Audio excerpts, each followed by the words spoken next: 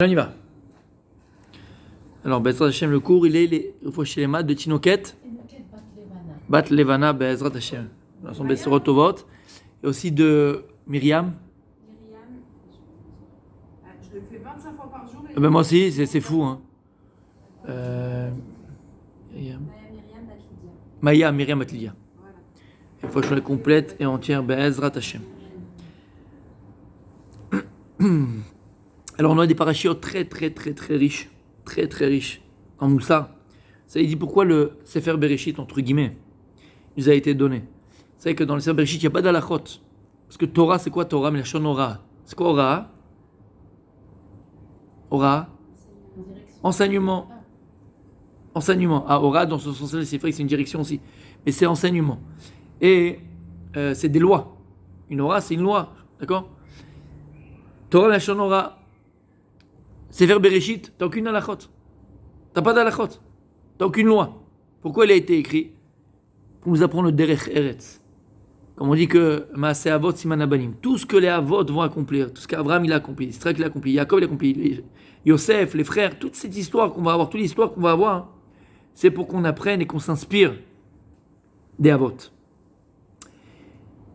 Et là, il y a une question qui s'oppose par rapport au Bereshit dans lequel on est à la naissance de Yaakov, dans Esav, et là on rentre plus dans le vif du sujet, parce que jusqu'à Yaakov, Abraham Avinu, c'est le père, le premier, on avait parlé de lui beaucoup, c'est le premier des patriarches. Et le premier, il a toujours une force extraordinaire, quand on dit dans les versets, il l'appelait Anak Sheba Anakim, il l'appelait le géant, Adam Agadol Ba Anakim, il l'appelait le géant, parce que tout provient d'Abraham Avinu, c'est vrai, mais Abraham Avinu va donner naissance à deux garçons, Ishmaël et Yitzhak. Donc il ne va pas avoir, comme on dit, mitatosh lema, il ne va pas avoir sa descendance complète et entière dans la Torah avec Akadosh Baruch Hu. Il y a Ishmaël, c'est l'obsolète, c'est le mauvais. Même Yitzhak, il va donner naissance à deux enfants, mais là c'est encore différent. Parce qu'à la différence de Yitzhak et de Ishmaël, ils ne vont pas être conçus dans le même rechem, dans la même matrice. Ils vont naître à des années différentes. Alors que Yaakov et Esav, ils vont être conçus dans la même matrice. Il y a plusieurs explications pourquoi. Et à partir de ce moment-là, à partir de Yaakov, le Ham Israël commence à s'appeler Israël, puisqu'on va changer son nom dans les parachutes à venir. Et on ne va plus l'appeler simplement Yaakov, mais aussi Israël. Mais nous, on va s'arrêter sur un point. On va essayer, Bezrat Hashem, de sortir un moussard, un enseignement qui est essentiel, je pense, en tant que juif, en tant que juive. Et c'est ce qui fait la spécificité du Ham Israël. Il y a une question qui se pose, et je suis certain que vous voulez être posée, vous avez peut-être même des réponses, c'est que la Torah, elle vient et elle témoigne qu'à la naissance des deux jumeaux, Yaakov et Esav, il va y avoir une différence entre Rivka et Yitzhak. Les enfants, ils vont grandir. Rivka a écrit, elle aimait Yaakov. Et la Torah vient et témoigne, Vayeav Yitzhak et Esav. Et Yitzhak, lui, il aimait Esav. Et la question, elle se pose tous les ans, la même question. Mais comment c'est possible? Comment, Béhémet, est-ce que c'est possible que Yitzhak se fasse entourlouper comme ça? Oui, il s'est pas fait entourlouper, mais en tout cas, la question, elle est simple. Comment c'est possible que Yitzhak se met à aimer Esav? Racha, Machmash, Racha. Tu dis, bah, c'est son fils quand même, ok, il aimait comme un fils, ok. Non, tu dis pas ça. Il préférait Esav que Yaakov, tout simplement. Rivka, tu la comprends? Le type, le gosse, il va à l'école, il m'amène que des 200 sur 100, 200 sur 100, il amène. Il se lève le matin comme il faut, il va à la tfila, il fait ses brachot, il fait son machin, c'est un bon garçon. Où que tu vas à la boulangerie, tu dis, bah, t'es la mère de Yaakov, quel fils tu as, quelle chance tu as. Tu comprends pourquoi tu l'aimes. Mais quand tu vas quelque part, dis, c'est toi le père de Esav, c'est toi le père de... Tu comprends? C'est horrible. Mais on te dit que non. Yitzhak, il aimait Esav. Vayehav. Et quand on dit Vayehav, chez les Avot, chez nos patriarches, il aimait. C'est pas comme nous, quand je te dis j'aime l'Abkaïla, tu vois ce que je veux dire? Vayehav, il prend tout son sens. C'est un véritable amour. Parce que la Hava, on avait parlé plus d'une fois. C'est une vraie connexion. La Hava, si tu fais un avec l'autre. Comment c'est possible? Vayehav. La question est simple. Comment c'est possible que la Torah Meïda, que Yitzhak, il aimait Esav? En quoi il aimait ça? Pourquoi il aimait ça? C'est bizarre. Alors, est-ce que déjà la question, elle est claire? Et est-ce que vous pensez qu'elle est légitime? Non? Vous n'avez pas eu cette question? Légitime? Pas légitime? C'est pas une question? C'est une question? On s'en fout? Non. Qu'est-ce qu'il y a? Parce qu'il lui ressemble, il l'aime parce qu'il lui ressemble. Il lui ressemble. C'est-à-dire? C'est-à-dire qu'Israël, il est digne comme ça, il est rigoureux. Et Esav aussi, il est comme ça, sauf qu'il utilise ses forces pour faire autre chose que Yitzhak. Il a fait, c'est joli. C'est d'ailleurs une des explications qu'on donne. C'est parce que Esav se voyait se trouver. J'ai dit Esav? Yitzhak. Yitzhak se voyait dans Esav. Il a fait, c'est une explication. Une autre explication que tu peux dire aussi, c'est qu'on donne, quoi, que les Mefarshim qui donnent, pardon? Pardon, on dit qu'il avait un respect pour son père qui était. Ouais, Emet. Ouais, mais alors là, on revient à la question. Il s'est fait tromper. Tu parles de Yitzhak Avinu, il s'est fait tromper avec le respect. C'est dur. T'as un respect, ok, c'est mon fils, bon, super, c'est bien. Mais l'aimer plus que Yaakov, pour le respect qu'il a. C'est que Yaakov, il ne faisait pas respect à son père. Il faisait le respect. Vous comprenez ce que je veux dire? Il a fait ça, c'est une autre explication que les Mafarshim donnent, ok, connue aussi, c'est que Esav, il pensait que. Esav, encore une fois. Yitzhak, il pensait que Esav avait plus besoin de lui que Yaakov. Bah, le gosse, c'est un ténor de tout. Il est premier dans tout, il arrive premier dans tout. Il n'a pas besoin de moi. Il est mashkin. Il a fait pitié, tu vois. Vraiment, une prof, des fois, à l'école. Il y a des vrais profs à l'école. Ils vont aider les enfants, les élèves qui n'arrivent pas à avancer. Elle a pitié de lui, donc elle l'aime bien, il est gentil. Allez, je vais faire tout pour lui. Ça, c'est une situation. Mais on va essayer de voir quelque chose de beaucoup plus profond. Bezrat Hashem. Et en tirer le plus beau, je pense, et le plus grand des moussas. Alors pourquoi est-ce que Yitzhak, Behemet, préférait et avait un amour particulier pour Esav? Pour comprendre ça, on va essayer de comprendre qui c'était Esav. Et nous, dans notre tête, alors on était à l'école, on était à Talmud Torah, pour nous, Esav, c'est ce mécréant-là. Tout poilu, Demis Roussos, on avait dit, ouais, Demis Roussos, tout poilu, tout rouge comme ça, là, qui aime le sang, ou le jour où Abraham Avinu, il est niftar, il est mort, il va aller faire 5 averot ramourot, il va violer une fiancée, il va tuer, il va faire des choses horribles. Ça, c'est pour nous, c'est le mécréant, c'est le Yafémer. Ok, super. Ça, c'est le Esav qu'on connaissait tout le temps. Mais en vérité, Esav, on ne le connaît pas beaucoup. On le connaît très très peu dans la Torah. Nous. La Torah le connaît, mais nous, on le connaît très peu. Pourquoi je dis ça? Esav, c'est quelqu'un de très très particulier. Il faut comprendre que lorsque Yaakov et Esav vont naître, d'abord, on ne voit pas la différence entre les deux. Les gens qui côtoient les enfants, on ne voit pas de différence. Les deux, on voit Talmud Torah. Les deux, ils apprennent la Torah. Les deux viennent d'une maison de Torah, mais à 400%. Yitzhak et Rivka, c'est pas les rigolos du quartier. Donc jusqu'à un certain âge, jusqu'à la bar mitzvah, entre guillemets, on voit pas de différence. Ils ont les péotes qui sortent, ils ont les machins, les tzitzit dehors, mais même gosses, autour d'abord. Et à un moment donné, ça va bugger. Et on va voir pourquoi ça a bugué. Et où ça a bugué. Dans le plan d'Akadosh Baruch Hu, dans le plan d'Hachem, pour construire le peuple juif, vous savez que une table, pour qu'elle puisse être sur pied, il faut qu'elle ait 4 pieds. En malasot. Tu veux, comment? Ou un pied central. Il a fait. Mais même un pied central, c'est pas maspique. Pourquoi? Parce que si maintenant le pied central, il arrive à un problème, il se coupe, il se casse, c'est toute la table qui tombe. Si tu as une table à 4 pieds, même s'il y a un pied qui part un peu en vrille, elle peut encore tenir avec 3 pieds. On essaye? Une table, elle peut tenir encore avec 3 pieds. Le Ham Israël, Akadosh Baruch Hu, il va donner naissance au peuple juif, entre guillemets, donner naissance, puisqu'on était déjà créé avant la création du monde, mais c'est un autre cours, pas entrer dans ça. En tout cas, pour créer la table, pour créer le socle, pour créer le Ham Israël, il va créer le Ham Israël à partir de 4 pieds, comme une table. Le premier pied du Ham Israël, c'est Abraham Avinu. Et pour cela, Abraham Avinu, il va devoir, par son travail personnel, alors nous on vient après, on a l'histoire après, c'est écrit dans la Torah, on va là ce qu'il a fait, mais lui ça a été un travail personnel à faire. Il a écrit son histoire à Abraham. C'était pas écrit qu'Abraham deviendrait Abraham Avinu. Ça faut le mettre dans la tête. C'était pas écrit qu'Abraham devienne Abraham Avinu. Il l'est devenu parce qu'il a surmonté les épreuves que Dieu lui a envoyées. Mais Abraham Avinu va devoir transmettre au peuple juif une mida, un trait de caractère, une qualité qui était propre à lui. Comme on sait, c'était quoi? Chesed. Abraham, c'est le Chesed. Ensuite, va donner naissance à un fils, Yitzhak. Yitzhak va être le deuxième pied du Ham Israël.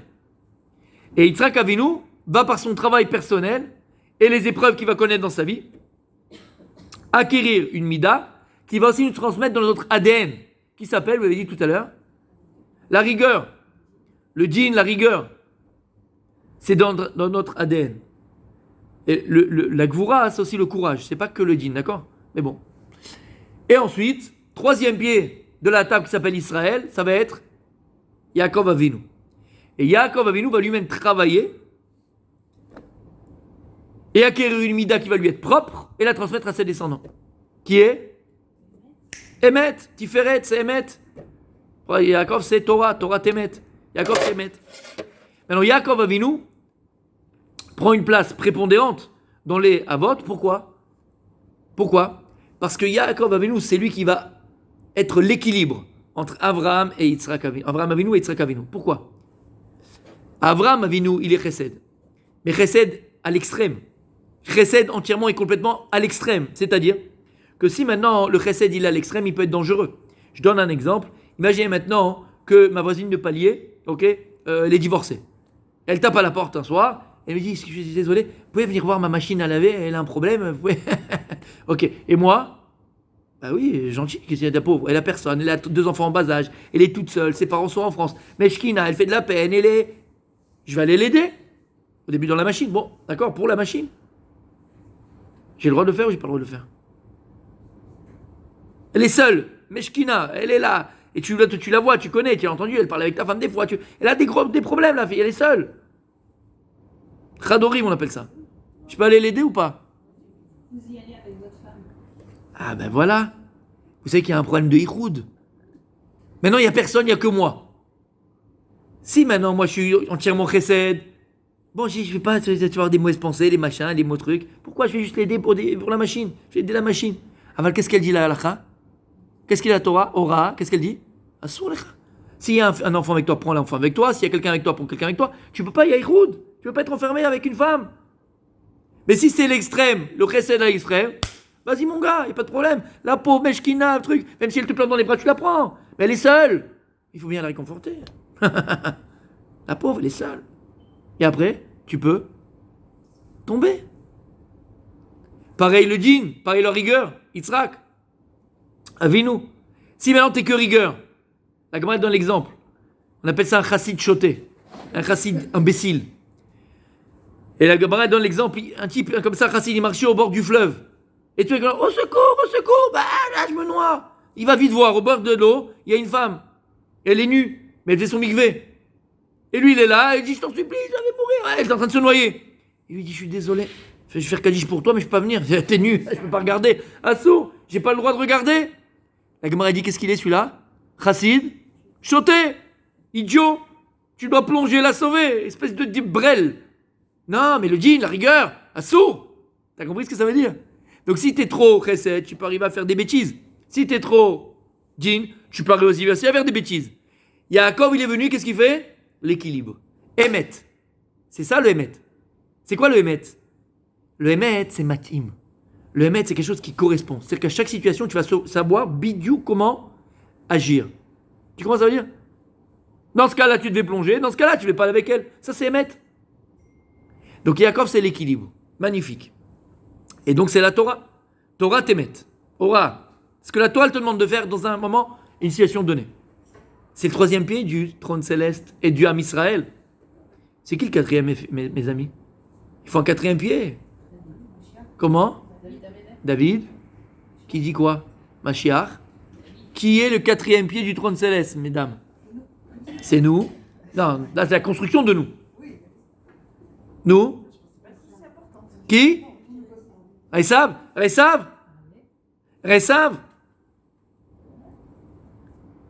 Ah, c'est un chidouche, hein?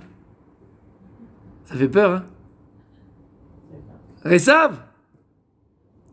Dans le plan divin, au départ, Akadosh Baruch Hu, il avait prévu que le quatrième pied du trône céleste, ça devait être qui? Il va le perdre, bien sûr, vous l'avez bien dit. Mais ça devait être qui? Resav. Et plus que ça, dans la tfila, tu fais tous les jours tu fais la tfila, la amida. Et qu'est-ce que tu dis? Eloké Abraham, Eloké Yitzhak, Eloké Yaakov, et tu aurais dû dire Eloké Esav. Esav devait être un des patriarches. Quatrième pied du trône céleste, c'était Esav. Quatrième pied du Ham Israël, c'était Esav. Il avait sa place dans le Ham Israël. Dieu ne fait pas les choses à moitié. Ah, on a compris que chacun des patriarches, il a donné une mida au Ham Israël. Chesed, Abraham Avinu. Rigueur, Yitzhak Avinu. Yaakov Emet. C'est quoi la mida que devait nous transmettre Esav? Qu'est-ce que Esav devait transmettre au Ham Israël? C'est quoi le quatrième pied du trône céleste? C'est quoi le quatrième pied du peuple juif? Il a raté le coche, on l'a bien compris parce qu'on a vu le film, nous. Mais alors, qu'est-ce qu'il aurait dû devenir? Qu'est-ce qu'il aurait dû nous transmettre? Et il a raté. Et il a raté. Mais ça veut dire qu'il avait en vérité les moyens de nous le transmettre. C'est ce qu'il aurait dû devenir. Bon, on va voir ça un peu. Mais qu'est-ce qu'il aurait dû nous transmettre?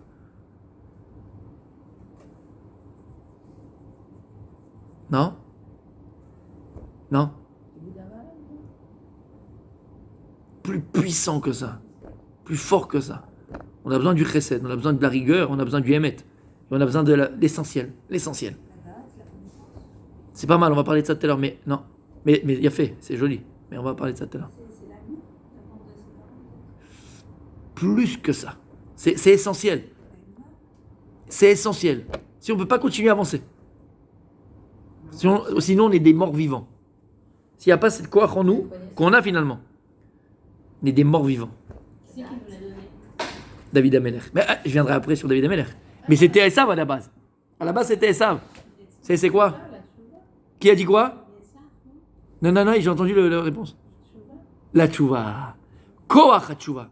La preuve, vous avez vu la paracha, non, la semaine dernière? Qu'est-ce qu'il y a écrit là-bas? Rivka, elle est devenue folle. Et je comprends pas, elle savait pas qu'elle avait 2 enfants dans le ventre. Ouais, elle savait pas qu'elle avait 2 enfants. Elle est devenue folle. Elle passait devant le Beth Midrash, devant le machin, devant la Gdusha. Il voulait sortir le gosse. Et dès qu'elle passait devant un truc un peu bizarre, boîte de nuit, machin, bidule souhaite, le gosse il veut sortir. Elle a dit, il est fou celui-là. Il a les 2 trucs. Jusqu'à qu'on lui dit, non, t'en as un. Attends, ça veut dire quoi? Ça veut dire que. On va reprendre dans ça, attention. Je ne vais pas rentrer dans les barbites, c'est pas le cours. D'accord? Mais ça veut dire quoi? Ça veut dire que depuis le ventre de sa mère, Esav, alors il était voué à être rachat. Depuis le départ, il était voué à ça. Pas du tout. Pas du tout. Esav, ça veut dire que la Torah vient t'apprendre que Esav, Behemet, Akadosh Baruch Hu, quand tu viens dans ce monde-là, tu n'as pas choisi la pochette surprise. Est-ce que tu as choisi le taux de radinerie que tu as? Non. Est-ce que tu as choisi le taux de colère que tu as? Non. Est-ce que tu as choisi le taux de bonté que tu as? Non. Tu viens avec ta pochette surprise. En fonction de quoi Dieu il va te donner ses qualités ou ses défauts? Bon, d'abord, tu reçois aussi de tes parents, ça c'est vadaï, mais après, ils sont propres aussi à toi, en fonction de la mission que tu dois accomplir. On n'a pas la même mission. Pareil. Et ça, il a une mission complètement différente des vôtres. C'est oublie. Une mission complètement différente, mais indispensable. Et c'est pour ça qu'il va venir dans ce monde-là avec des pulsions vers le mal, des passions, avec un Yetzer Hara beaucoup plus puissant que celui de Yaakov. Comment il appelait Yaakov? Ish, Tam, Yoshev, Ohalim. Si moi, tu veux plus que ça, Tam, c'est Shalem. Il est né de tzaddik. Il est né de ça. Tu lui montres une glace, il dit j'ai pas le temps, il faut que j'aille étudier. Tu comprends ce que je veux te dire? Trouve un enfant qui. Ça n'existe pas. Il est né comme ça. Yaakov Avinu, il est né comme ça. À l'inverse, complètement, l'opposé complètement. Esav, il est venu avec un Yetzer Hara. C'était quoi Yetzer Hara? C'était du feu, du Hesh. Yetzer Hara de tuer, Yetzer Hara du sang, il aime le sang. Yetzer Hara des femmes, Yetzer Hara de l'argent, Yetzer Hara de la Vodazara. Tous les Yetzer Hara que tu veux, il avait en lui. Mais à côté de ça, Akadosh Baruch Hu, il a donné le moyen de, aussi, aller surmonter. Et c'était ça le travail de Esav. Esav, il devait, être l'exemple même pour le Ham Israël du Baal Teshuvah. Même si maintenant tu as les plus mauvaises midotes qui puissent exister, même si maintenant tu as les plus grandes pulsions, les plus grands Yetzer Hara, tu vas être capable de le surmonter, tu vas être capable, de le vaincre et de te trouver après à un niveau encore plus haut qu'Abraham, Yitzhak et même Yaakov. Esav, c'était le 4e pied du Ham Israël, et d'ailleurs du nom divin, qui est le Baal Teshuvah. Le Baal Teshuvah. Et encore une fois, il ne faut pas se tromper. C'est vrai qu'il est venu avec cette tendance vers le mal, mais il faut comprendre qu'Akadosh Baruch Hu, il lui a donné cette mission-là. Et il avait en lui la possibilité de toujours le surmonter. Et donc de le devenir, ce Baal Teshuvah. Maintenant on a dit, il a raté le coche. Et on va juste voir, et c'est le cours d'aujourd'hui, pourquoi il a raté le coche. Et si on comprend, d'abord, pourquoi il avait le potentiel, et après pourquoi il a arrêté le coche, on va comprendre pourquoi il y a et Yitzhak, la réponse du début, Yitzhak était amoureux de Esav, comment il aimait Esav. Juste on ouvre une petite parenthèse, donc on vient d'expliquer que le quatrième pilier du Ham Israël c'était Esav. Qui a pris sa place? David Ameler. Et si tu t'arrêtes un petit peu sur la vie de David Ameler, tu comprends pourquoi. Parce que David Ameler, de la même manière que Esav, vous savez que lorsqu'Esav il est né rouquin, roux, il est né rouge, détesté par sa mère l'aimait pas. Les gens ne l'aimaient pas. Il avait une apparence bizarre, il était un peu chauvave, il était même de petit. C'est pas l'enfant sage à l'école comme Yaakov, il est là, il fait ses devoirs, machin. C'est le chauvave. C'est un. Je pourrais comprendre chauvave. D'accord, un coquin, c'était un coquin à l'école. Personne l'aimait, ça. David Ameler, jusqu'à quel âge on pensait que c'était un mamzer, un bâtard? Jusqu'à quel âge? L'âge de 28 ans. Vous connaissez l'histoire? Oui? À peu près? On la rappelle? David Ameler, son père, c'était qui? Ishaï. Le père de Ishaï, c'était qui? Péret. Le père de Péret, c'est qui? Boaz. Et Ruth. Vous savez que dans la Torah, il y a écrit que Loyavo, Amoni ou Moavi, Bikal Hashem. On n'a pas le droit de prendre en conversion les peuples de Moab et de Ammon. Et à l'époque de Boaz, on ne savait pas la halakha. Est-ce que cette injonction de la halakha, cet interdit d'accepter des convertis de peuples de Moab et de Ammon, convenait aussi aux femmes ou pas? Est-ce que c'est que les hommes qu'on n'a pas le droit ou bien c'est aussi les femmes? Et on ne connaissait pas la halakha. Mais on connaît, nous en tout cas, l'histoire de Boaz et de Ruth. Et que Boaz a été possèque. Lui, il a dit non, ça s'applique uniquement aux hommes et pas aux femmes. Moi, vive et le moi vite. Et donc, elle peut venir Bikal Hashem et moi, je l'épouse. Mais à l'époque, les gens, ils n'étaient pas d'accord avec lui. Et beaucoup, n'étaient pas d'accord avec Boaz. Et ils considéraient qu'il s'était marié avec une Goya. Il va avoir un enfant, cet enfant, un enfant, et donc Ishaï. Et Ishaï va avoir des enfants. Et Ishaï, lui, donc vient de qui? De Ruth. Et il s'est dit, Ishaï, à un moment donné, mais peut-être que on ne savait pas la halakha, c'était pas clair la halakha. Certains disaient oui, certains disaient non. Il dit, mais peut-être que maintenant, j'ai pas d'enfants qui sont juifs véritablement. Qu'est-ce qu'il s'est dit? Il a dit, j'ai un système pour que j'ai au moins un enfant qui est 100% juif selon tout le monde, tous les avis. Comment il a fait? Il a dit, je vais aller avec ma servante, Shifra Knaanite, et à partir du moment où un juif va avec sa Shifra Knaanite, l'enfant qui naît, il est juif à 100%.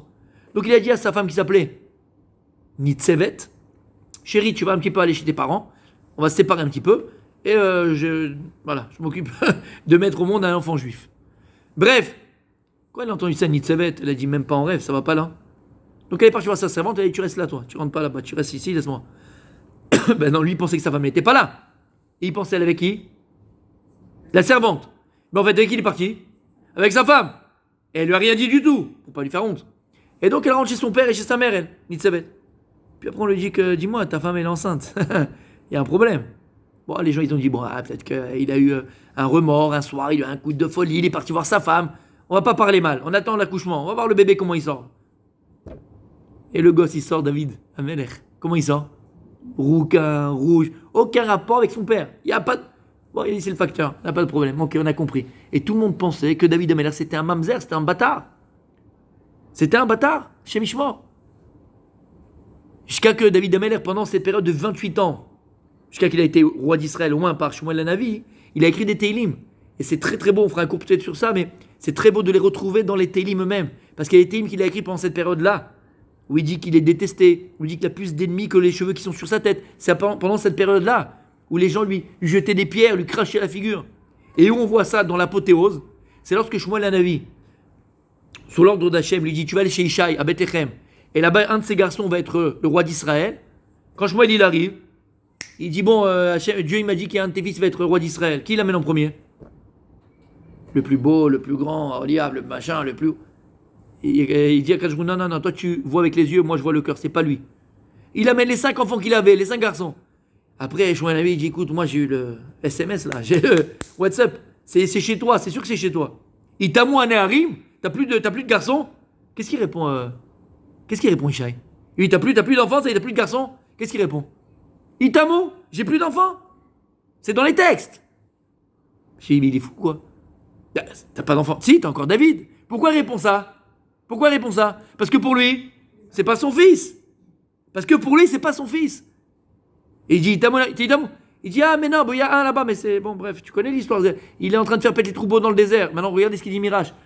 Pourquoi David Amelech, il était dans le désert, dans les prairies, machin, en train de faire paître les troupeaux de son père? C'est violent, mais comme ça, il dit une Midrash. Parce que Isha, il attendait qu'une chose, qu'un lion vienne le bouffer. C'était un tard de la famille, il avait honte. Ad Kedekar. Amène-le-moi. Et dès qu'il rentre dans la maison, qu'est-ce qui se passe? L'huile qui se trouve dans la petite fiole, l'huile d'onction, paf, champagne. Elle sort comme ça, donc tout le monde voit qu'il a été choisi par Akadosh Baruch Hu.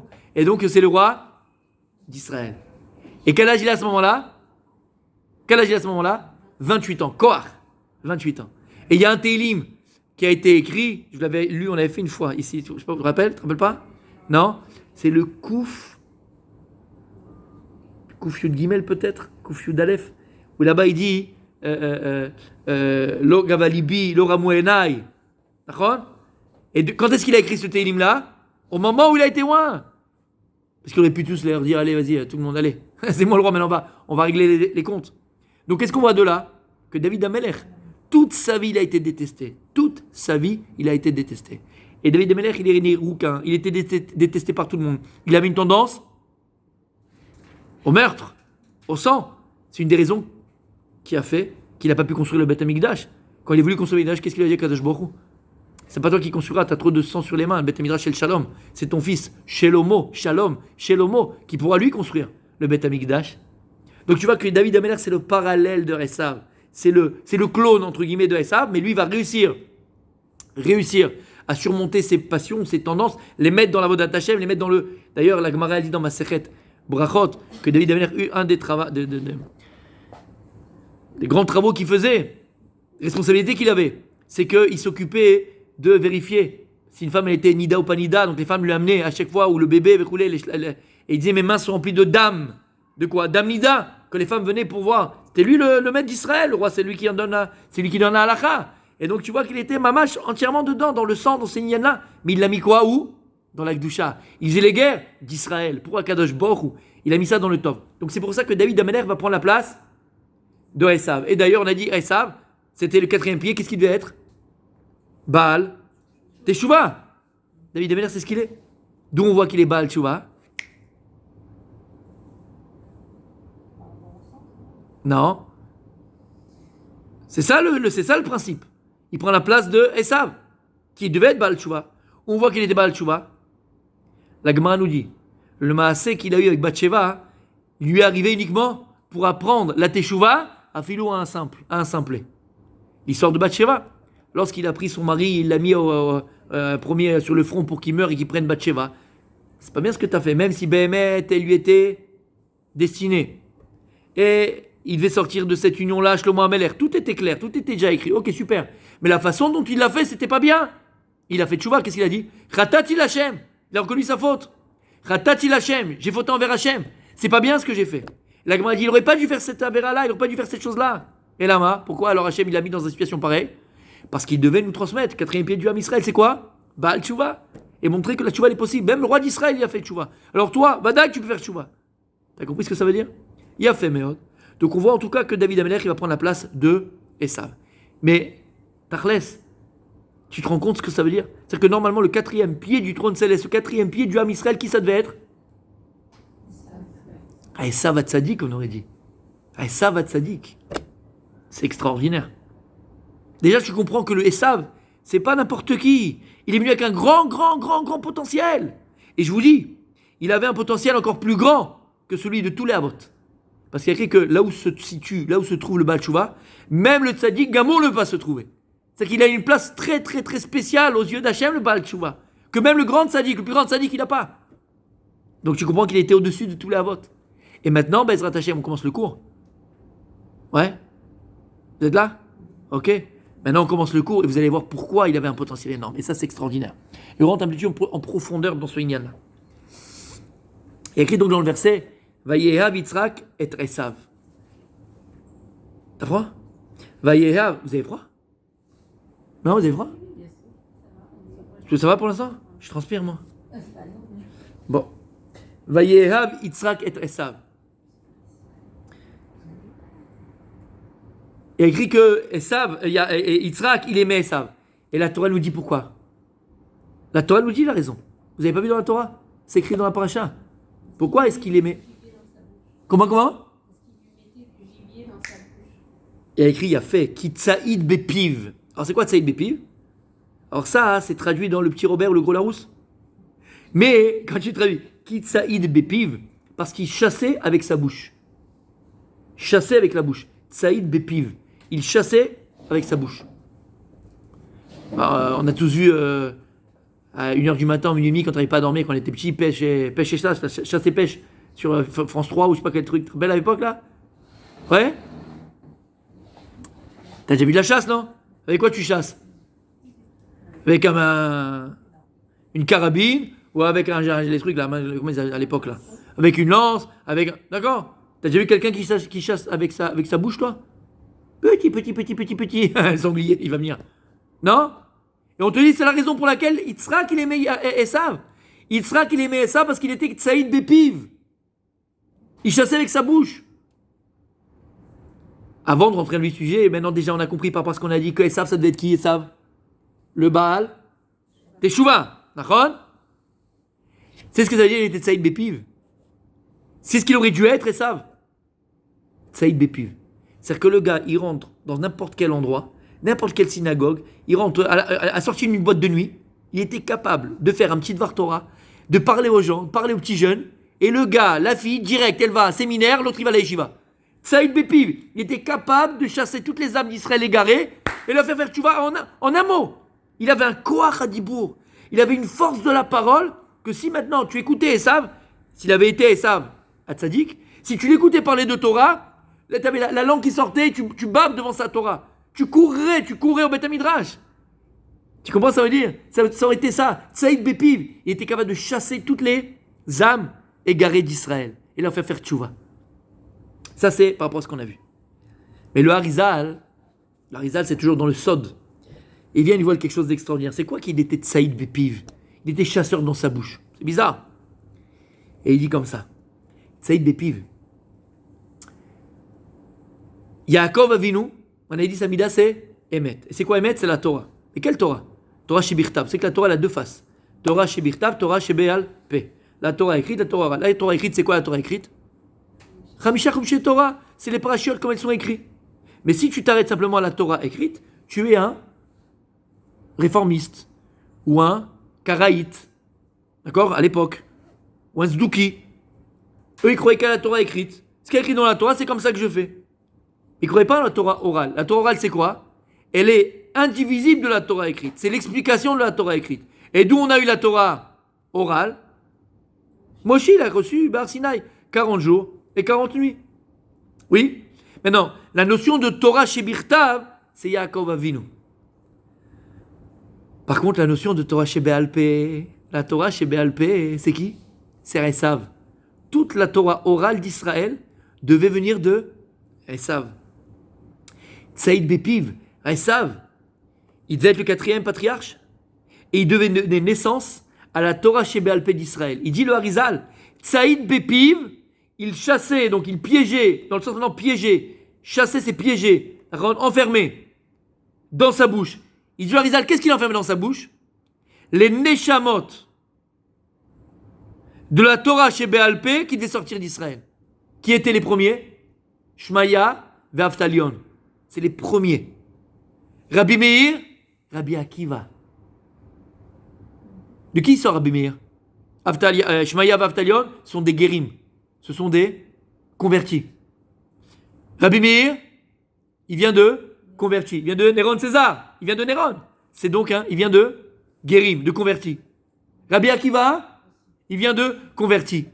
Toute la Torah chez Béal Pé, elle a été donnée par qui? Que par des gens qui ont été convertis au judaïsme. Que par des convertis. Maintenant, dans la première pensée de Dieu, dans le premier plan divin, ils devaient être juifs, ceux-là. Shmaya, Avtalion, Rabbi Meir, Rabbi Akiva, ils devaient être juifs. Parce qu'ils devaient venir de qui? De Esav.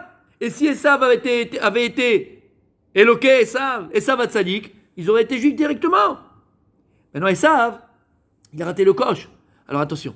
Rabot marchavot belev ish vetzat Hashem itakum. C'est-à-dire que, attention. Rabot marchavot belev ish. Plein, l'homme, il pense à plein de choses. Vas-y, voilà, hop, hop, hop. C'est vrai. Dans la vie, toi, tu as une mission à accomplir. Tu es l'acteur de ton existence. Si tu remplis pas le rôle que tu dois jouer, t'inquiète pas. Akadosh, il a un plan B. Et ce que Dieu, de toute façon, à la fin, il a décidé, c'est comme ça que ça se passera. C'est ce qu'il a dit Mordechai à Esther. Megillah, vous êtes là? Megillah. Quand Mordechai il dit à Esther, il faut que tu ailles chez Achashverosh, hein, parce qu'il y a une grosse xéra sur l'armée Israël et tout ça. Il dit, maintenant, wow, tu me prends pour qui? Je peux pas aller comme ça. Il faut qu'il m'appelle, il faut machin. Je peux pas. Ma vie, elle est en danger, je peux pas aller comme ça. Qu'est-ce qu'il lui dit? Qu'est-ce qu'il lui dit? La délivrance, elle vient Si tu veux pas aller, toi, la délivrance, Makomacher, elle vient d'autre. Réfléchis. Si Akadosh Baruch Hu t'a mis maintenant ici, reine et femme de c'est pas pour rien. Donc tu veux le comprendre, tu le comprends, tu veux pas le comprendre. T'as raté le coche. Hachem, il y aura un autre moyen de le faire. Rabot Marashon, toi sur quoi tu es l'acteur de ta vie? Tu veux jouer l'acteur de ta vie? Inématou Manaïm, tu vas devenir. Tu veux pas Akadosh Baruch Hu, ce qu'il a décidé, il le fera par un autre moyen.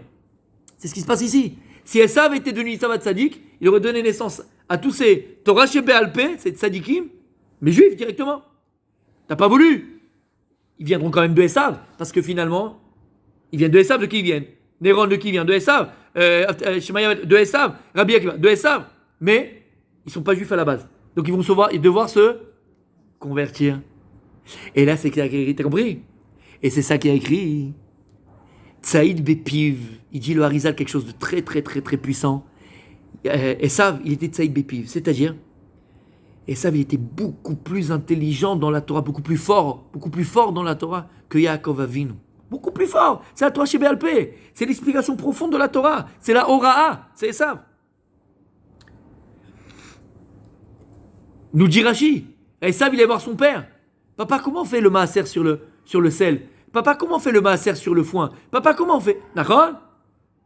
Béhémet, c'était un Pentium 18 dans la tête. Il avait une chormat à Torah. Saïd Bepiv, quand il parlait, Esav, c'était un très grand orateur. Les gens, ils étaient comme des fous. Ils étaient, comment on appelle ça, comme les sirènes, là? Envoûtés par sa parole. Envoûtés par la parole d'Esav. Il parlait, les gens, ils étaient comme des fous. Il a utilisé ça dans le mal. Mais il avait une Torah. Tu parlais de Torah avec Esav, il te sortait toute la Torah Kula de A à Z, en dessous, en bas, et les profondeurs de la Torah. Il avait tout ça. Où il avait tout ça? Dans la tête. Tout ça dans la tête. Esav, il était Tsaïd Bepiv. Il connaissait ce potentiel, et c'est ça la riche haute de Esav. C'était ça la mécréance, entre guillemets, de Esav. Il connaissait son potentiel. Il connaissait même sa mission. Il savait la force qu'il avait dans sa bouche. Il savait que les Neshamot qui étaient contenus en lui, c'est Neshamot, Rabbi Meir Balanès. Tu sais qui c'est Rabbi Meir Balanès? C'est qui Rabbi Meir Balanès? Nos grands-mères, quand elles avaient un problème, qu'est-ce qu'il y a? Il y a Rabbi Meir. Elles mettaient tout de suite dans la... C'est qui Rabbi Meir? C'est qui? Attends, mais c'est qui? Vous connaissez sa grandeur? La Gemara, elle dit que lorsque Rabbi Meir, il commençait à parler d'Halakha, tu le vois dans la Gemara, il parle d'Halakha ou il parle de quelque chose, tous les gens, ils partent, personne ne se met devant lui. Personne ne se met devant Rabbi Meir. Personne ne peut le contredire. C'était un monstre en Torah. Ad Kedekar, que la Gemara, elle dit que Rabbi Meir, il était capable de rendre Taor le Chazir. Je ne demande pas comment, je ne sais pas. D'accord? Il était capable de rendre Kacher le Chazir. Et les gens devenaient fous. Alors il ne le faisait pas, mais il était capable par sa Torah. Un monstre. Rabbi Akiva. Toute la Torah chez Béalpé, c'est Rabbi Akiva. Toute la Torah qu'on a orale, c'est Rabbi Akiva. La Gemara raconte que lorsqu'Akadosh voulait montrer à Moshe Rabbeinu toutes les générations qui allaient arriver dans le futur, lorsqu'ils sont arrivés à la génération de... Il a vu la génération de Rabbi Akiva, il a dit à Akadosh Baruch, t'as un gadol pareil, t'as un tzadik pareil. C'est lui qui lui a donné la Torah, c'est pas moi. Shem lui a dit, tais-toi, je sais ce que je fais. Ah bah, tu vois, même Moshe Rabbeinu lui a dit, mais c'est lui, il est plus grand que moi. Rabbi Akiva, vous savez qui c'est Rabbi Akiva? Et tout cela vont se descendre de qui? De Esav. Parce que Esav, il avait ce potentiel, il était aussi fort que ça. Esav était aussi fort que ça. Et qu'est-ce qu'il a fait, Esav? Écoutez bien. Tsaïd Bepiv, il les a bloqués. Il les a enfermés. Il a empêché ces Neshamot-là de sortir de lui directement. C'est ça qu'on te dit. Tsaïd Bepiv. Il les a enfermés, il les a chassés, il les a bloqués. Il les a laissés uniquement au niveau de sa tête. Au niveau de sa tête. Il a oublié l'essentiel, Esav. À la fin de la Tula, on dit deux petites prières. Qu'est-ce qu'on dit? Alenu les shabeach et alken, nachon? Et dans Alenu les shabeach, qu'est-ce qu'on dit, mesdames? Alenu les shabeach. Ve'adata hayom, ve'ashevota el levavecha. Il dit Rav Dessler quelque chose d'extraordinaire. Ce verset-là, c'est la définition d'un juif. Ve'adata hayom, ve'ashevota el levavecha. S'il n'y a pas les deux, il n'y a pas de Ham Israël. Qu'est-ce qu'on dit? Ve'adata hayom, et tu sauras aujourd'hui, ve'adata. Ve'ashevota el levavecha. Tu sauras, et tu vas le placer dans ton cœur. Maintenant, je vous pose la question, mesdames. C'est quoi le date? Connaissance. D'accord, j'entends. C'est quoi le date? Connaissance. C'est quoi le date? On nous a appris et c'est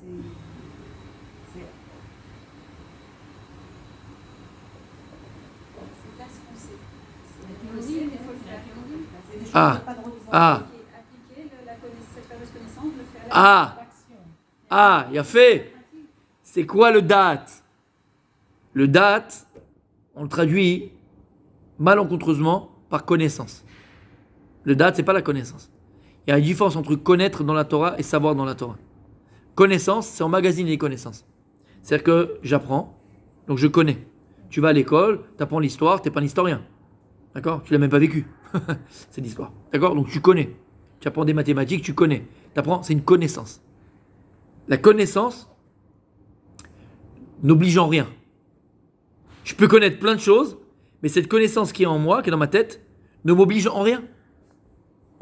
La différence entre connaître et savoir dans la Torah, c'est que quand est-ce que je sais que tu sais, comme vous l'avez très bien dit, quand tu vis en fonction de ce que tu connais. À partir du moment où tu vis en fonction de ce que tu connais, c'est que tu le sais. Ça sert à rien de connaître dans la Torah si tu ne le sais pas. Ah, c'est quoi savoir? Savoir, c'est vivre en fonction de ce que je connais. Maintenant, le date, on a compris c'est quoi? C'est le savoir. C'est vivre en fonction de ce que je connais. Mais quand tu le traduis vraiment en français, ça veut dire quoi? Le date, c'est la conscience. Quand tu as conscience des choses, c'est qu'en réalité, tu agis en fonction de ta conscience. Quelqu'un qui agit de manière inconsciente, c'est qu'il n'a pas conscience de ce qu'il fait. Quand on dit, tu n'as pas conscience. Donc il agit d'une manière qu'il n'aurait pas dû agir. Pourquoi? Parce qu'il y a un manque de conscience. Donc c'est ma conscience qui fait que j'agis comme je dois agir. C'est pour ça que lorsqu'Adam Arishon, la Torah nous dit qu'il va s'accoupler avec Rava, qu'est-ce qu'il y a écrit? Adam yada et Rava. Adam, il a su Rava. Non, il est parti s'accoupler physiquement. Qu'est-ce que tu me dis Adam yada et Rava? Non, le da'at, c'est le kesher, c'est le lien. Donc le da'at, c'est la capacité qu'on va avoir à faire le véritable lien entre ce que je suis, véritablement, et ce que je vis. À partir du moment où je sais faire le véritable lien entre ce que je suis et ce que je vis, c'est que j'ai conscience. Je te donne un exemple. Imaginez maintenant qu'on est à la synagogue, et tu as leur kikoublid, le petit vieux à la synagogue qui embête les enfants quand ils ont les bonbons. Il leur tire les bonbons à chaque fois, c'est son kiff. D'accord? Toutes les synagogues c'est pareil, il y a leur kick, le blid, et des fois il y a les deux en même temps. Leur kick, il les blid en même temps. D'accord? Et son kiff c'est de voir pleurer le gosse. Il est là, il pleure. Bon, ok. Maintenant, tu vois le gosse quand il pleure, parce qu'on a pris son bonbon. Toi qui es adulte, comment tu analyses la scène? À part que c'est un qui oublie de l'autre, d'accord? Mais l'enfant qui pleure, et il tape par terre, il devient fou. Bon, tu comprends que quoi? Qu'il n'y a pas de... Comment? On comprend pas pourquoi on lui a fait ça. Oui, mais toi, comment tu réagis en tant qu'adulte quand tu vois l'enfant pleurer? Je dis, mais pourquoi il pleure? Voilà, pour un bonbon, c'est rien, d'accord? D'accord ou pas? Donc sa réaction, elle est disproportionnée. C'est pas la fin de sa vie. Maintenant, lui, dans son esprit à lui, c'est sa vie. Mais en vérité, dans l'absolu, d'accord? Sa réaction elle est disproportionnée. C'est ça que la Gemara elle dit que Katan en l'odat. Un Katan, définition d'un Katan, en l'odat. Il n'a pas de conscience. Il a une conscience qui lui est propre à lui. Il n'a pas une conscience pour être maspik. C'est pour ça que la Gemara elle dit Katan l'odat. C'est pour ça qu'un Katan en no connaît. Tu vas faire du business avec un Katan. Assourd, tu peux pas, c'est interdit. Pourquoi? Parce que pour faire business avec quelqu'un, il faut que la personne qui soit en face de moi, elle ait une conscience. Parce que qui dit conscience dit volonté. Quand maintenant moi je vais t'acheter quelque chose, il faut une volonté en face qui veut bien la vendre. Donc il y a une conscience. Katan, en odat. Un Katan, il n'a pas de conscience. Imagine maintenant tu viens d'acheter une voiture. Elle sort du concessionnaire. Tu vas juste acheter une baguette et tu reviens et tu arrives sur la portière, on t'a fait une petite gratinure neuve. Ça fout les boules, c'est énervant, c'est tout ce que tu veux, vas-y, tout ce que tu veux. Mais, imagine le gars, il rentre à la maison, il insulte sa femme, il tape les gosses, il machin, il blasphème. À qui il ressemble? À qui il ressemble? À ce gosse à la synagogue à qui on a enlevé le bonbon. Alors, d'après ça, d'après vous, d'après cet exemple-là, comment est-ce que je peux savoir si Behemet, j'ai un date? Qu'est-ce qui va me montrer Behemet que j'ai un véritable date, une véritable conscience? Compréhension, la conduite. La réaction. Regarde ta réaction dans une situation donnée, et en fonction de ta réaction, tu vas savoir si tu as une conscience. Si ta réaction est disproportionnée par rapport à ce que tu vis, c'est que tu as un manque de conscience. Il y a une seule halakha, la Torah, elle te dit que là, Behemet, entre guillemets, tout est permis, dans le sens tout est permis, il faudrait comprendre, où on te dit t'es pas tour de Tfilin, t'es pas tour de Kriyat Shema, t'es pas tour de Birkat Hamazon chez l'Oneda, c'est, d'accord, t'es pas tour de tout, on te demande rien, t'es rien on te demande. Ouais, avant l'enterrement de on te dit t'es pas. Pourquoi? Endat, plus de conscience. On peut pas, on fait plus le lien entre ce que la personne est, ce qu'elle vit, il est complètement dépassé. Et la Torah le comprend. T'es pas tour de tout, fils. Tu peux pas avoir de conscience, tu peux pas me faire Kriyat Shema, tu peux mettre tes tefilin. Quand tu mets les tefilin, il faut une conscience pour mettre les tefilin. Puis il faut une conscience de ce que tu fais. Parce que là, c'est quoi encore une fois le date? C'est le véritable lien que je vais avoir entre ce que je suis et ce que je vis. Donc comment tu peux encore savoir si tu as une véritable conscience? En fonction de la réaction que tu vas avoir, la suivante donnée. Parce que j'ai un peu donné l'exemple aux jeunes filles tout à l'heure, j'ai pas fait ce cours vraiment, j'ai fait un petit peu. D'accord, mais avant un mariage, tu t'es fait les French là, tu sais. Tu t'es fait, et même les pieds, tu vois, t'as fait tout la totale, tac, bonjour tout le monde, c'est moi. Et juste avant de partir, ta fille, elle t'a truqué déjà, c'était rastra avant de partir, tu commences avant de partir. Ils te prennent la tête. On dirait qu'ils ont jamais resté seuls. Et qu'est-ce qu'on mange, et qu'est-ce qu'on fait, quand on rentre, t'en peux plus, laisse-moi sortir. Et là, elle a un peu joué avec toi, elle t'a pris ton sac, elle t'a machin, paf, elle t'a cassé ta French. Ah, comment je vais faire? Maintenant, c'est dégueulasse dans les photos, comment je vais faire, machin? Elle est kick, elle est lourde, elle est bleed, tout ce que tu veux. Ah bah, en fonction de ta réaction, tu peux savoir si t'as une conscience ou pas. Ton état de ton date. T'as compris ce que ça veut dire? Oui, il a fait Mérod. Oui? Comment? Ben, il a fait. Ben, Vadaï. Et le but de la vie, c'est quoi? Se maîtriser. Il a fait, super. Se travailler. On est là pour ça. Bien sûr que c'est pas tout le maîtrise. Ça, c'est théorique. Mais dans la pratique. C'est pour ça que j'ai dit, il a fait. On y est presque. On y arrive. Et ça, on te dit Getsaïd Bepiv. Il avait une tête de Torah. Il avait une connaissance en Torah. Il a dévé à Data Yom. Il a dévé à Data, il avait Bémet beaucoup appris en Torah, c'était un Pentium 18. Il manquait l'essentiel. C'est quoi l'essentiel? Vachevota, elle levavecha. Il dit Rav Dessler, ça suffit pas maintenant de connaître. Il faut savoir. Et pour savoir, faire descendre cette connaissance dans le cœur. Pourquoi c'est quoi le cœur? Explique le Maral de Prague. Le cœur, c'est le merkaz agouf. C'est le centre du corps. Donc, qu'est-ce qui te fait agir en fonction de ce que tu connais? C'est le cœur. Ce qui te fait agir en fonction de ce que tu connais, c'est le cœur. C'est pour ça qu'on dit, vous connaissez tous ce dicton, Dvarim ayotzim min halev, irnasim lalev. Des mots qui sortent du cœur rentrent dans les cœurs. Dire Rav Dessler, mais tu comprends maintenant pourquoi c'est ce que ça veut dire? Dvarim ayotzim min halev, pardon, qu'est-ce que je dis? Dvarim ayotzim min halev, irnasim lalev. Les paroles qui sortent du cœur, ils rentrent dans le cœur. Alors tu comprends, ça veut dire quoi? Des paroles qui sortent dans le cœur, c'est-à-dire que si maintenant la personne qui enseigne, qui parle, elle vit ce qu'elle dit. Elle est ce qu'elle dit. Cette personne, elle peut influencer, elle, les autres, à devenir aussi.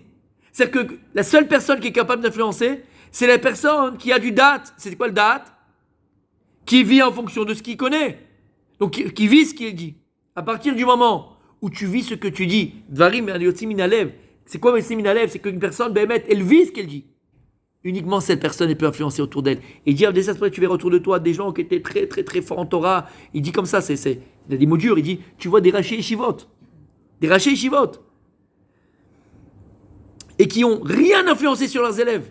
Rien. Pourquoi? Il dit, pourquoi? Tu ne peux pas influencer autour de toi si tu n'es pas ce que tu dis. Tu ne peux pas demander à tes enfants, écoute chérie, vas-y, habille-toi sniout si toi tu sors en mini-jupe et en machin. Tu peux pas influencer les autres si toi tu n'es pas ce que tu dis. Tu peux pas, ça marche pas. Parce que ça pénètre pas le cœur des autres. Comment ça veut dire? Esav, il avait tout dans la tête, mais il n'a pas su faire descendre toute cette lumière de Torah, toute cette pureté de Torah, toute cette sainteté de Torah qu'il apprenait dans son cœur et dans tous ses membres.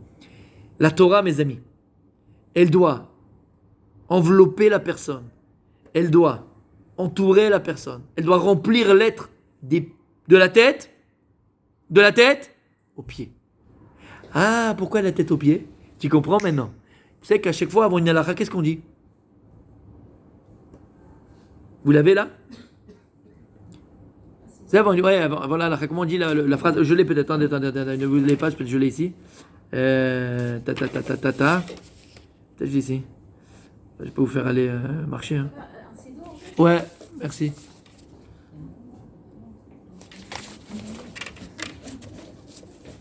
Merci Mechila. Hein. Désolé. Regardez ce qu'on dit avant la halakha. Avant le Allez-nous le Shaber, d'ailleurs le matin on le dit aussi. Ouais. Regardez ce qu'on dit. On le répète.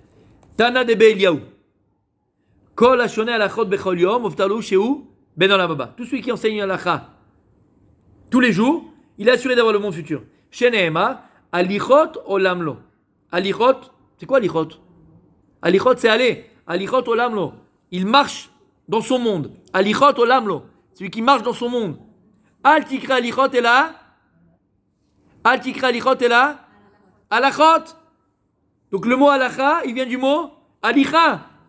C'est quoi alicha? C'est le régel. Comment tu marches toi? Pas sur les mains, j'espère. Comment tu marches? Sur les pieds. D'accord? Alichot. La Torah, c'est pas simplement une Torah de philosophie. C'est pas une Torah de connaissance. C'est pas une Torah philosophique de Aristote et de Platon et de Pluton et de Mickey et de Donald. La Torah, c'est alichot olamlo. C'est des pieds, de la tête aux pieds. La Torah, alicha alacha. Maintenant que tu as appris, tu dois appliquer.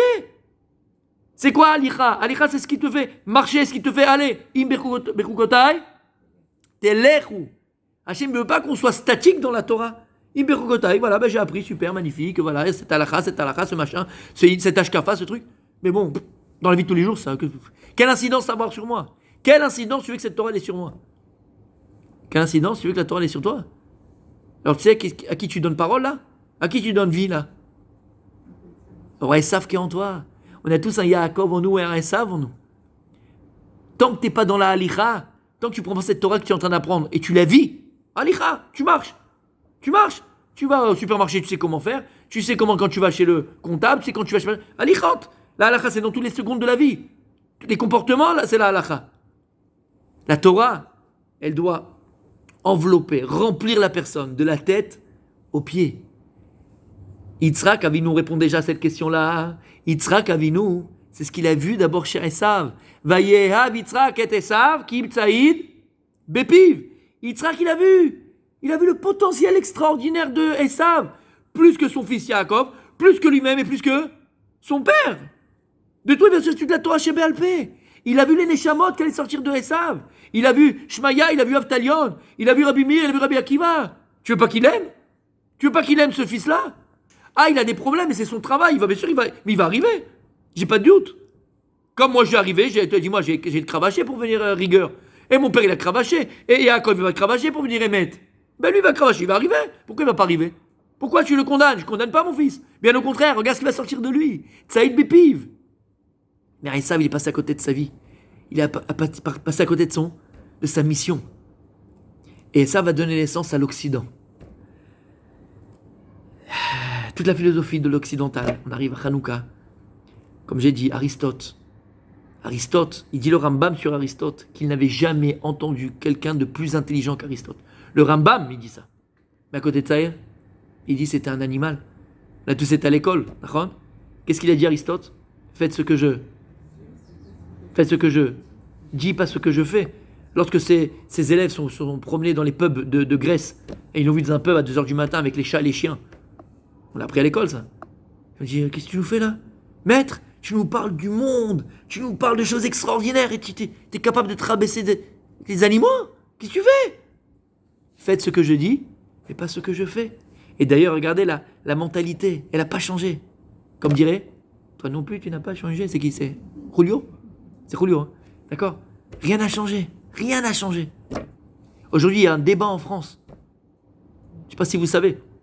Est-ce que BMT, les auteurs, d'accord, comme Baudelaire, Rimbaud, d'accord, et tous les gringos qui viennent après, qui ont eu des vies mais dépravées complètement. Certains c'était des violeurs d'enfants, d'autres c'était des GG, l'autre c'était des machins, l'autre c'est des vies dépravées, des drogués, des machins, d'accord? Est-ce que, c'est un débat en France, est-ce qu'il faut faire la distinction entre l'œuvre littéraire et l'auteur? Parce que l'œuvre littéraire, elle est extraordinaire, et c'est peut-être vrai, d'accord? Au niveau littérature, c'est un chef-d'œuvre. Au niveau de l'humain, c'est un animal, le mec. Il a tué, il a violé, il a truqué. Alors est-ce qu'on peut ou pas? C'est un débat en France. Mais l'esprit en France, c'est quoi? Il faut faire la différence entre le chef-d'œuvre et la personne qui l'a écrite. C'est le débat en France. Il est remarqué sur votre débat. Oui, c'est un débat en France, mais ça reste quand même. Jusqu'à présent, les films des gens qui ont fait des pires choses, ben on les montre quand même, et ils gagnent des Césars, on fait des... Il faut faire la différence entre l'œuvre et la personne. Mais ça, c'est Esav, il ne peut pas faire autrement, Esav. C'est deux choses différentes. Je peux te parler de choses extraordinaires, et d'à côté, je peux être le plus gros des mafieux du monde. T'as compris ce que ça veut dire? Nous, dans la Torah, c'est pas ça.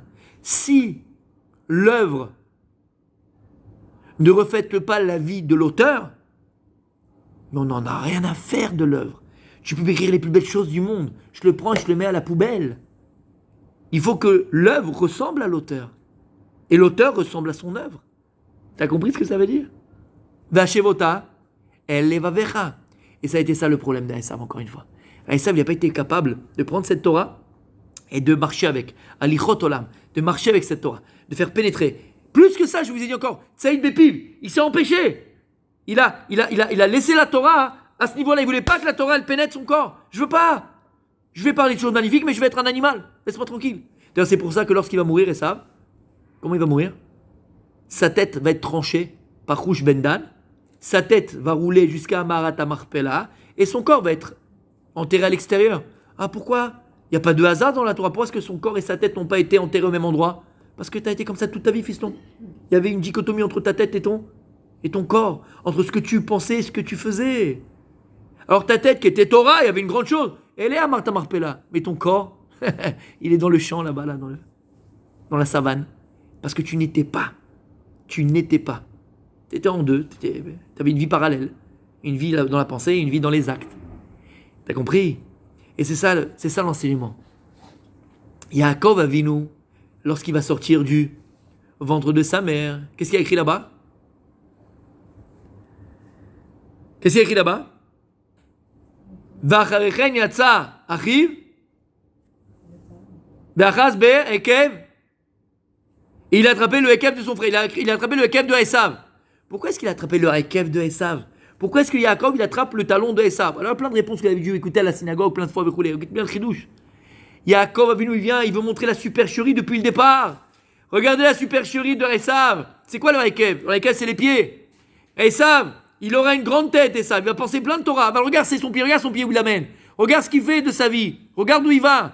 Est-ce qu'il a conscience? Est-ce qu'il a un date? Est-ce qu'il a Ve'adata yom ve'ashevota elevavecha? Est-ce que cette connaissance de Torah, il l'a mis, ça devient un savoir? Est-ce qu'il vient en fonction de ce qu'il connaît? Est-ce qu'il est devenu ce qu'il connaît? Non. Ses pieds l'amenaient lui à la boîte de nuit avec les machins, avec le machin, avec le... Il montrait le pied de Esav, c'est une supercherie. C'est pour ça que Yaakov, comment on l'a appelé, mesdames? Et on termine avec ça. Hein? Comment on a appelé Yaakov? Comment on l'a appelé? Et comment on l'a appelé? Et comment on l'a appelé? Yaakov. Il a deux noms, Yaakov et Israël. Mais quand Yaakov, à l'inverse de Abraham Avinu, va lui donner un deuxième nom qui s'appelle Israël, qu'est-ce qu'il lui dit? Ton nom sera aussi Israël. Il ne perd pas le nom de Yaakov. Pourquoi? C'est quoi Israël, mesdames? Li Roche. Li Roche. Il faut avoir connaissance de Torah. Il faut remplir ta tête de Torah. Il faut remplir ta tête de Torah. Tu ne connais pas, tu ne réponds pas, tu ne peux pas savoir. Il faut remplir. Li Roche. La tête sur les épaules. J'apprends. Mais ça ne suffit pas. Il faut que cette Torah, elle soit la tête à Daikev. Et c'est pour ça qu'il s'appelle aussi Yaakov. La Torah d'Israël, c'est la Torah de Yaakov. La Torah d'Israël, c'est la Torah de Yaakov. Un juif, c'est quelqu'un qui apprend qui connaît pour savoir. C'est-à-dire que ses connaissances vont l'amener à appliquer. Et une fois que Béhémet, tu appliques ce que tu connais, alors ça veut dire que Béhémet, tu le sais. On ne peut pas rester dans la Torah simplement à venir à des cours, à apprendre ou étudier la Gemara, étudier la Halachot. On est là, on va le matin, les mecs ils sont là, tout le monde est là, tout le monde est beau, tout le monde est gentil. Ça fait 20 ans, 25 ans. Mais fils, t'as pas bougé. T'as pas bougé. Tu fais des beaux discours, c'est super, c'est magnifique, c'est super, c'est génial, c'est magnifique, super. Tu ressembles à ton oncle, toi, par contre. Ton oncle, et ça, c'est ton oncle. Ah bah, t'as pas choisi le bon. Tu comprends ce que je veux dire par là? Vous comprenez ce que je veux dire par là? La paracha de la semaine, c'est ce qu'il nous apprend Yaakov et Esav. On n'a pas le droit de rester Esav. On n'a pas le droit de rester Esav. Je suis d'accord, on le dit 1000 fois. Chacun a sa vitesse, chacun avec ce qu'il peut, chacun. Mais dans cette... Tu sais, dans la marche, il y a des gens qui marchent à 50 à l'heure, des gens qui vont marcher à 20 à l'heure, et des gens qui marchent à 5 à l'heure. Aval, il marche. Il n'est pas statique. Ça fait 25 ans que tu es statique. 25 ans, la même vie, la même chose, le même truc. Comment c'est pas possible. Ça, c'est la philosophie d'Esav. C'est l'esprit de Esav. Non, on doit être Israël, on doit être Yaakov. La Torah que j'étudie, les cours que j'étudie, la Torah que j'étudie même personnellement, les livres que je vais ouvrir, ils doivent me transformer de l'intérieur. Et la Nikuda, hein, parce qu'on passe tous par là, on est tous dans le même bateau, hein, tous dans le même bateau. Parfois, et chacun à son niveau. Parfois, tu sens que tu peux passer de palier, tu sens que tu peux avancer. Tu as ce ratson, tu as ce ratson profond.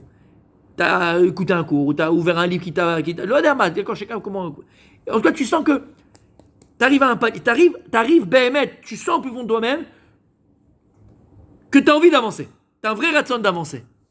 C'est quoi la pire des choses qu'il a fait ça? On peut le faire nous-mêmes. C'est quoi? C'est quoi? S'empêcher de le faire. On va s'empêcher parce qu'on a peur. Ça fait peur.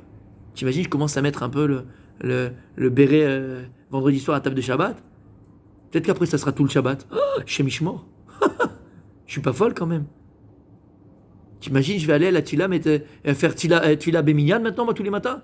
Après, ça va être Mincha Arvit, même pas en rêve, ça va pas. Ouais, laisse-moi tranquille. C'est-à-dire on va laisser cette doucha à un certain niveau. On va empêcher maintenant. Alors qu'il y a une envie, il y a un désir profond de le faire, d'avancer, et on va s'empêcher. Pour X ou Y raison. À chacun il a sa raison. La raison qu'on ne connaît pas. Chacun il a sa raison. Ne pas ressembler à Esav. Et laisser pénétrer la Gdusha. Laisser pénétrer la Torah. De la tête au pied, Bezrat Hashem.